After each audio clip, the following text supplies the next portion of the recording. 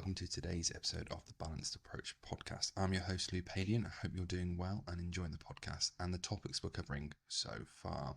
These podcasts are released every Monday, Wednesday and Friday, so be sure to subscribe wherever you are listening to this to be kept up to date.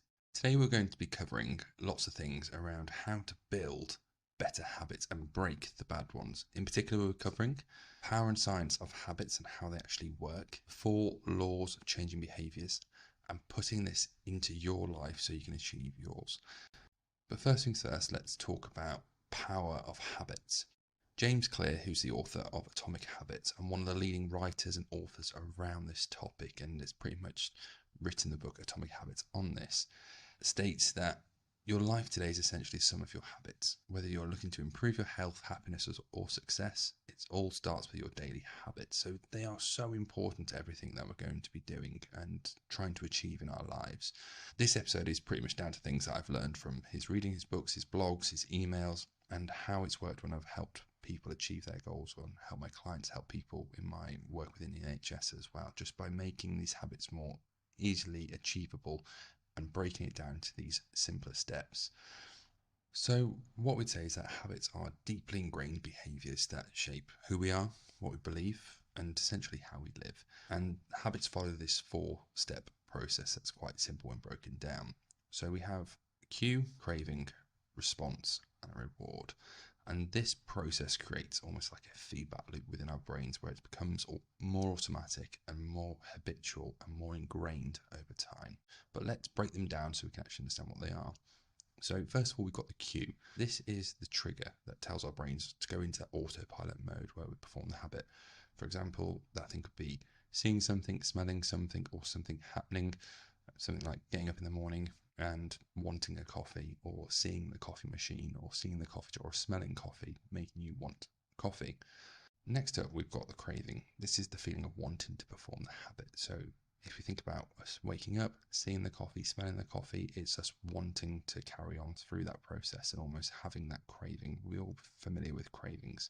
So it's often triggered by the cue, but it could be triggered by multiple things as well. So that, like I said, in that coffee example, wanting coffee can be triggered by multiple things: smell, seeing, or just habitual processes like waking up in the morning or going to a certain place and going, well, this is where I have my coffee. So that's the craving element that comes with it. Next, we've got the response, and this is the actual habit or behavior that follows the craving. And in the case of the morning coffee, the response would be making the coffee or having the coffee as well. Following this and finalizing this would be the reward. So why we are having this habit ingrained is because there's a feeling of satisfaction or a positive outcome that, again, sort of feedbacks that loop of going, well, we're going to do this more often. This reinforces the habit and makes us want to do it again and again and again. That could be the taste of coffee in the morning and feeling more energetic. Therefore, we know we do that again, we're going to feel energetic, we're going to feel good, we'll enjoy that taste. Other examples that could be of how the feedback loop or the habit loop works in everyday life. So common one would be stress or boredom eating. Cue is when you're feeling stressed or bored. Craving would be the urge to eat something that tastes really nice, and because that's going to distract us. The response is going to the fridge, the cupboard, or whatever it is. Could be even going to the shop to get that food. And the reward is the nice taste of the food, but also that temporary relief from the stress or boredom. And again, that nice feeling at the end sort of reinforces that loop. And once you understand how this habit loop works, you can start to use it to your advantage when trying to build new habits or break them. We can identify the cue and the craving, then we can find a way to change the response or the reward. So a good example of this would be if we've got an unwanted habit of snacking on certain foods, would be moving those foods out of sight to stop that trigger from happening and leading through that habit loop that we want to break. Another instance is where we want to create a new habit. We can identify a cue and reward and then make sure that the response is something that we can easily do. So for example, if we want to start exercising a bit more, we can be sure to go for a walk after work. The reward could be listening to music that we want to listen to. It could be listening to your favorite podcast, could be listening to this podcast as a reward for doing that behavior, again reinforcing that habit loop. And understanding this can make sure that these habits are working for us rather than against us, and allow us to set up our environment and our habits and behaviors in a way that's going to serve us moving forward. So now that we've covered the cue, the craving, response and reward loop, there are different 4 different ways to ensure that we can change these behaviors, and we're going to dive into them now. So the first one would be making it obvious. To start a good habit, you need to make it obvious. We need to set clear cues that are going to prompt us to almost take action and move to where we want to be.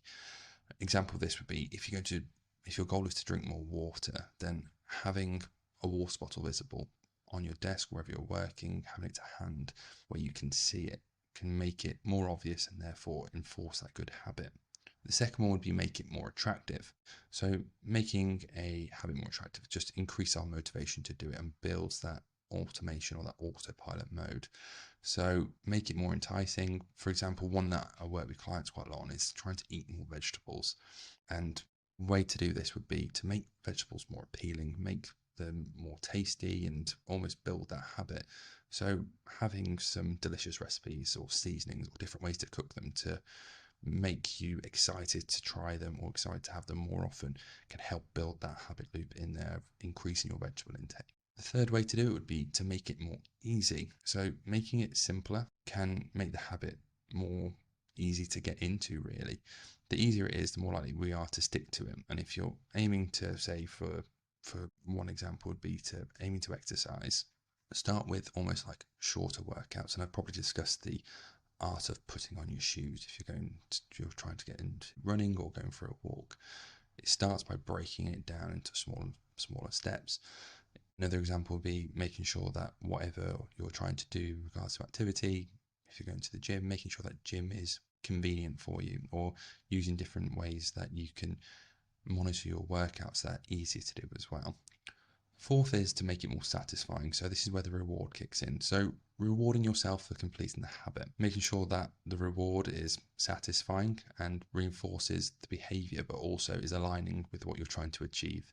There's no point if you're aiming to lose weight, for example, and you're aiming to go out for a walk, that you go for a 10-minute walk and the reward is to binge watch a TV series that evening, because it's just counterintuitive. We're trying to get more active and the reward is actually encouraging more inactivity.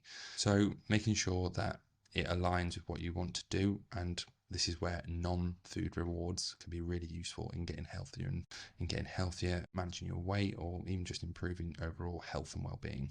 So I've broken this down into a couple of examples that are quite common, and hopefully there's a few useful takeaways for you to use and put into your goals and to help you achieve what you want to achieve. So a common goal that can be really helpful for people is drinking more water. So how can we make it more obvious? Again, like I said, using a refillable drinks bottle, make it more visible, having it on your kitchen counter or your desk.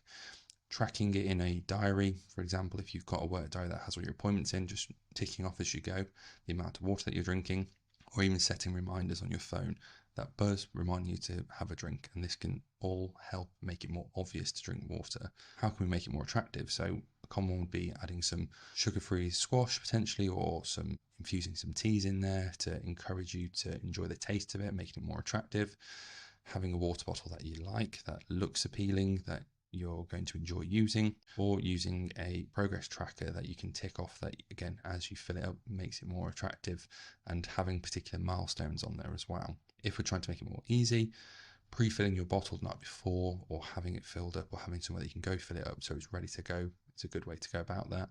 Keeping your bottle handy, so having a nice strap there that, again, allows you to carry it a bit easier, or using apps that help you monitor it, or smart water bottle potentially that can, again, monitor how much you're drinking and just, again, make it a lot easier. And if we're trying to make it more satisfying, reflection can be a big part of this. So reflecting and paying attention to how much better you're potentially feeling from being more hydrated.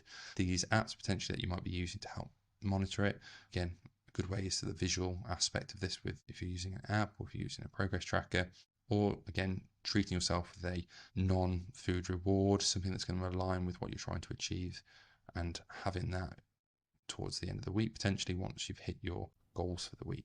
Another common example would be trying to eat more fruits and vegetables throughout the week. So if we're trying to make it more obvious, having them in the fridge and easy to see, almost out on the worktop potentially, or just something where they're going to catch your eye. Again, just making it a bit more obvious, planning your meals around them to help focus on increasing your fruits and vegetables. And again, just setting reminders can be a useful tactic around that.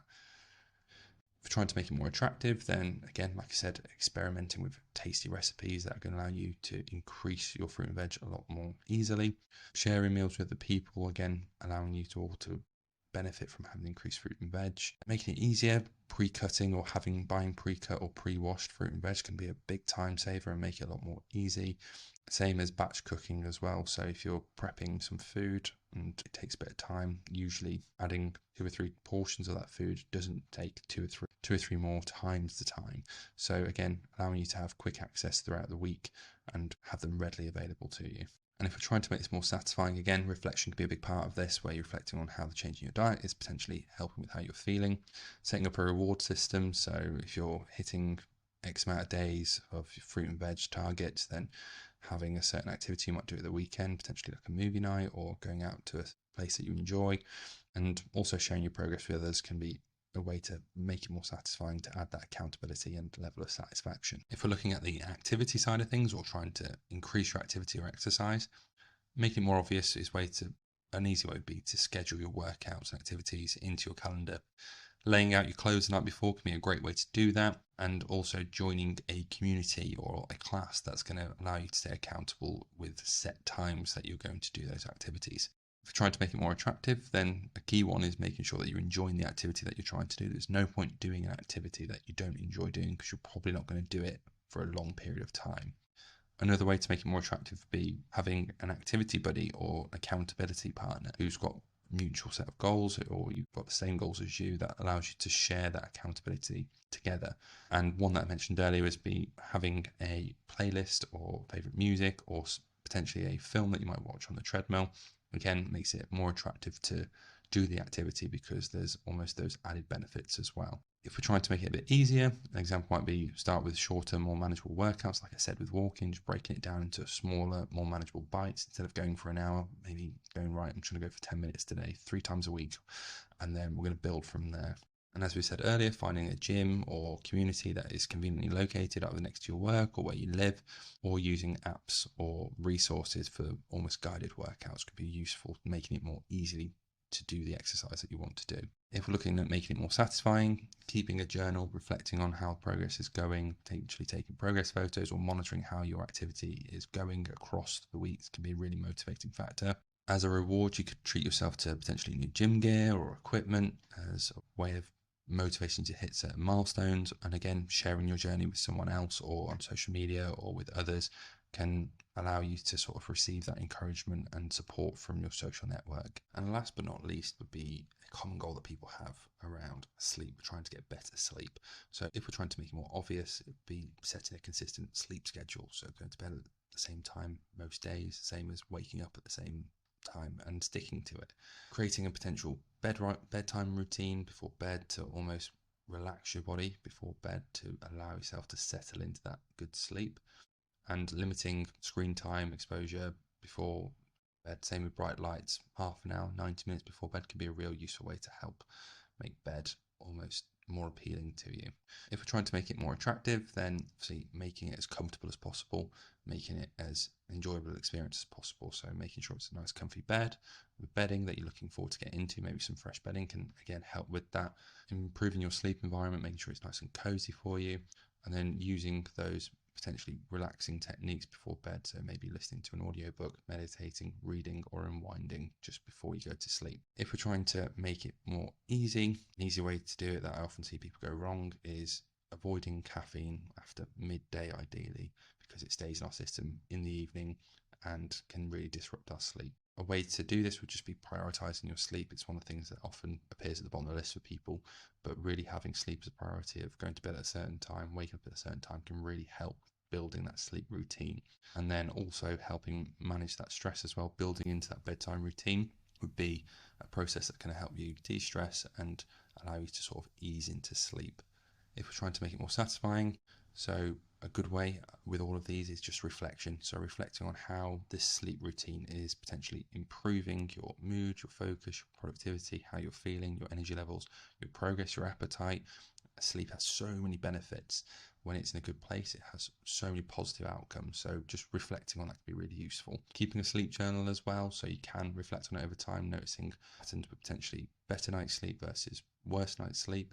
and then also treating yourself in the next morning. So having a morning routine that potentially looking forward to. So again, having that routine of before you go to bed to ease yourself into it, and then a morning routine that you're actually looking forward to. So there we have it. So we've covered 3 really important aspects and gone a bit deeper on them, but we've covered the power and science of habits around cues, cravings, responses, and rewards, the 4 different ways that we can change behavior, so making it obvious, easy, attractive, and satisfying, and then a few examples that you can either directly put into your own schedule or your own life to build better habits or break bad habits, but also easy to sort of modify and apply to different goals as well. So lots of useful takeaways there for you. So thank you very much for listening to today's episode of the Balanced Approach podcast. If you have any questions, queries, or would like to reach out to me, please do. I am at Louis Padian Nutrition, which is at LOUISPADIAN Nutrition on Instagram, Facebook, TikTok, and all social media platforms. If you're looking for support in achieving your goals, living a healthier, happier, and more balanced life in the process, then click the link below to inquire about working with me. But for now, I'll catch you on the next episode.